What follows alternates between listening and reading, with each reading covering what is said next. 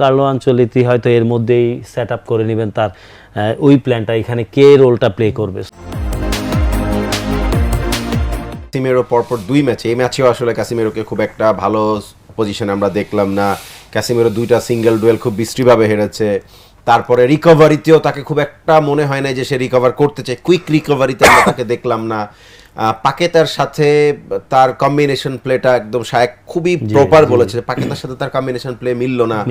Bruno Guimaraes maybe better. পাকেতাও first হাফের প্রথম 30 মিনিটও আমি পাকেতাকে আমার কাছে মনে হয়েছে যে সেও ভালো টাচে নাই, পরে সময়ের সাথে সাথে সে অ্যাডাপ্ট করেছে।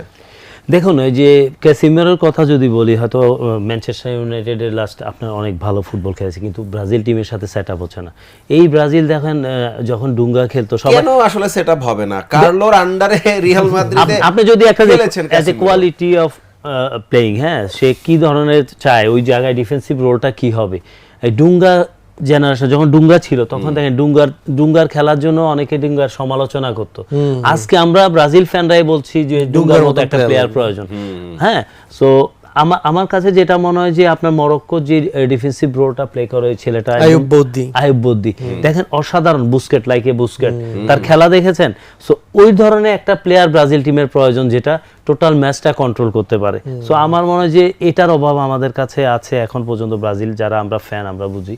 সো এই জায়গাটা কিভাবে করবে, হয়তো ফার্স্ট রাউন্ডটা আপনি পার করবেন, সেকেন্ড রাউন্ডে আপনার ফেস করতে হবে বেটার টিমের সাথে, তখন কার্লো আনচেলত্তি হয়তো এর মধ্যেই সেট আপ করে নেবেন তার ওই প্ল্যানটা, এখানে কে রোলটা প্লে করবে। সো আমরা এটা ছাড়া কোনো ওয়ে নাই। ব্রাজিলের যে আপনার লাইন আপ, এখানে ধরেন এখন বেস্ট চয়েস আপনার ক্যাসিমেরোকে চাচ্ছে যে এখানে আমি অ্যাড করি, সেটা হচ্ছে যে এখনকার দিনের যে 94 এ ডুঙ্গা কথা বলছিল, 94 এর সময় আসলে খেলার ধরন একরকম ছিল, এবং তখন ডিফেন্সিভ মিডফিল্ডারদের মানে এত বেশি বড় রোল ছিল না, কিন্তু এখনকার মডার্ন ফুটবলে ডিফেন্সিভ মিডফিল্ডারদের রোল বেশি। এবং প্রবলেম হয়ে গেছে যে ডিফেন্সিভ মিডফিল্ডার রোলটাকে সবসময় একটা ইয়াং এনার্জেটিক অ্যাগ্রেসিভ প্লেয়ারকে দেওয়া হয়, সেখানে ব্রাজিল নিয়ে এসছে একজন বয়স্ক একটু স্লো।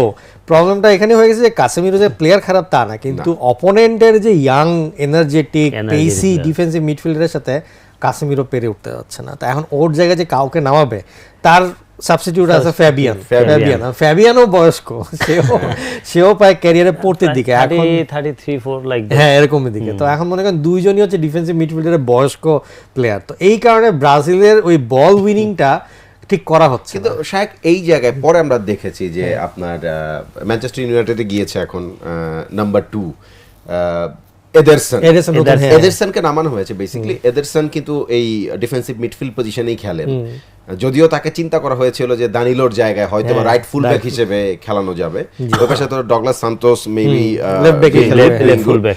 বাট দানিলো যেহেতু একটু বয়স্ক, একটু রক্ষণাত্মক, খুব বেশি ওভারল্যাপ করতে পারে না, ট্রানজিশনে আবার নামাটা তার জন্য কঠিন, সেই জায়গায় এডারসনকে চিন্তা করেই ওয়েস্টলির জায়গায় কিন্তু পরে নেওয়া হয়েছিল।